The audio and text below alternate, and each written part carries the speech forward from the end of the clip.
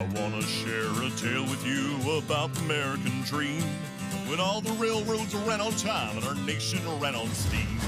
Behind the tracks and railroad ties, a hero took command of connecting every town, and he was called the Railroad Man. Railroad Man! Railroad Man! Can you take me to San Fran? Can you take me down to Tennessee and across the Rio Grande? Can you take me up Mount Everest and into Disneyland? Can you get me there on time? Oh, can you do it, Railroad Man? Railroad Man. Railroad Man. Guys, sorry, that song's just too dang catchy.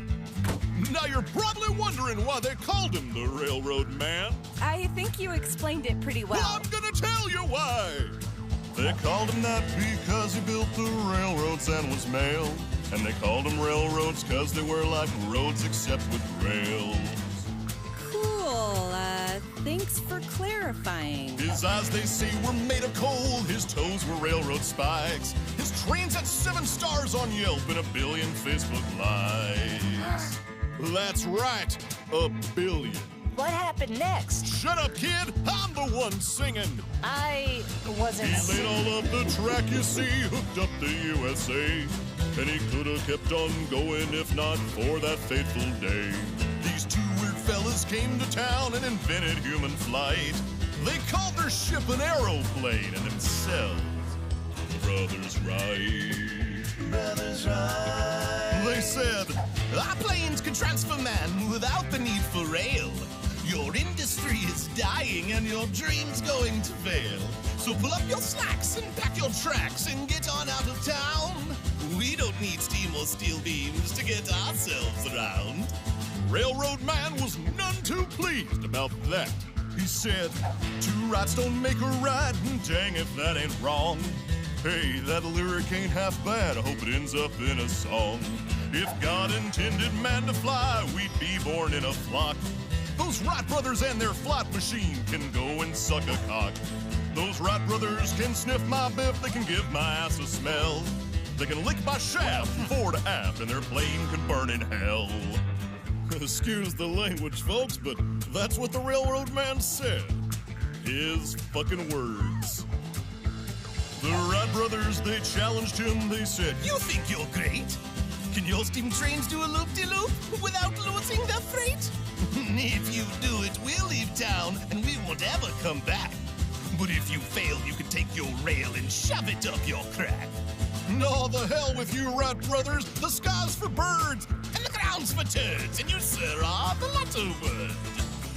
Railroad Man, can you rise to their demand? Can your trains do a loop-de-loop? Can they do it all on land? Wilbur's talking smack about your track, Orville's railing on your rails.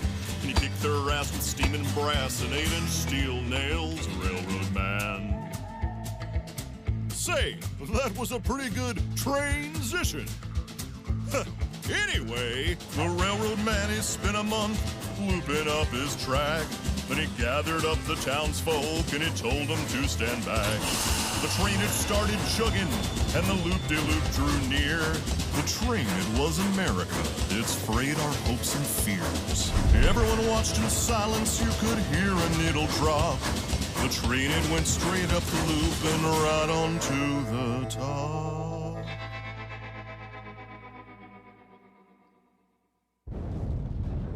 The Railroad Man was finished. He knew he'd had his run. The airplane beat him fair and square. And the railroad days were done.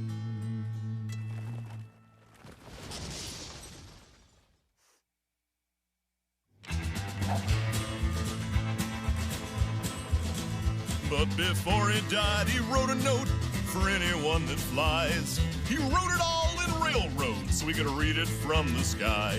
So take a look there down below, written in the land.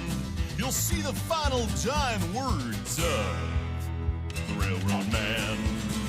Railroad Man. Railroad Man.